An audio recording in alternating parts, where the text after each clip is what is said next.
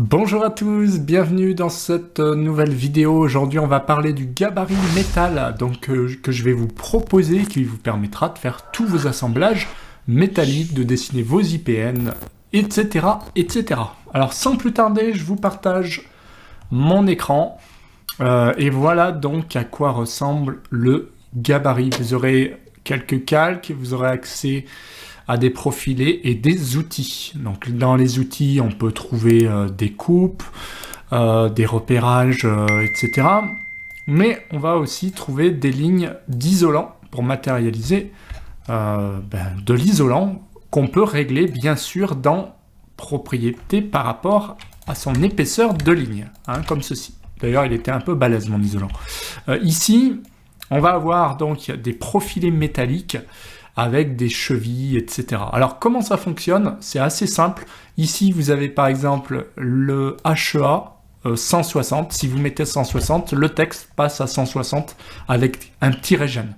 Vous n'êtes pas obligé d'utiliser, bien sûr, ce texte, mais c'est pareil aussi en élévation, avec ou sans axe. Donc ça, c'est assez pratique de pouvoir sélectionner et changer le type de HEA. Ici, c'est pareil pour les IPE. Vous pouvez changer le type d'IPE en un clic, par exemple IPE 140, c'est toujours pratique. Mais vous pouvez faire également la même chose sur des UPN. Alors, pour les cadres ici, eh bien, ça fonctionne tout à fait de la même manière.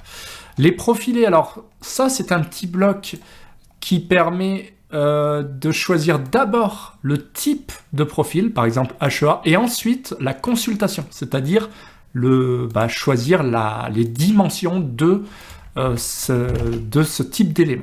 Donc voilà, il fonctionne un petit peu différemment. 1, on choisit le type d'élément. 2, on va choisir les dimensions de ce type d'élément. Et là, il faudra forcer pour le coup le texte ou le supprimer. Vous avez tout ce qui concerne les bacs aciers. Ça peut être pratique d'étirer des bacs aciers, par exemple. On sait à quel point c'est pénible de les dessiner. Et vous avez la même chose donc sur les UPN, en choisissant le bon UPN ici, qui se mettra à jour automatiquement. Pareil dans vue de dessus. Et puis vous avez donc des chevilles que vous pouvez choisir de la même manière, automatiquement, avec celle-ci également. Si je choisis ce type-là, eh bien automatiquement j'ai les HST M16. Et puis pour les boulons, donc vue de dessus ou vue de côté. Voilà. Donc c'est toujours pratique de pouvoir dessiner ces boulons plus l'ensemble directement de la même manière. Donc on voit que, et puis enfin les cornières, hein, donc les cornières, toujours pareil, vous pouvez choisir le type de cornière qui se mettra à jour automatiquement, hein, c'est un peu le but, voilà. Donc par rapport au choix du type de cornière, rien de bien compliqué, on le voit ici, voilà, la 120 elle est là, et puis là c'est la même chose vue de dessus, ou vue en élévation. Ensuite, il ne vous reste plus qu'à gérer des détails d'assemblage. Donc bien sûr, vous êtes libre d'utiliser avec ou sans texte, hein. On peut très bien aussi imaginer qu'on va faire des assemblages comme ceci, en changeant tout simplement le type d'élément. Voilà. Et puis il ne restera plus qu'à mettre entre les deux des tiges pour pouvoir procéder donc aux liaisons entre les différents éléments, hein. Vous voyez, c'est pas plus compliqué que ça en fait.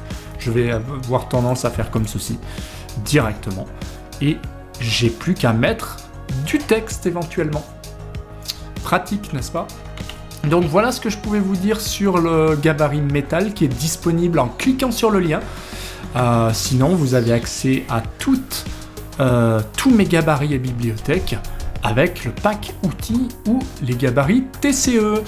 Donc voilà, merci d'avoir suivi cette vidéo. Si ça vous a plu, pensez à mettre un petit pouce bleu, pensez aussi à vous abonner et à activer la petite clochette des notifications, ça c'est pour ne rien louper. Et puis moi je vous dis à bientôt pour d'autres vidéos, prenez soin de vous, bye.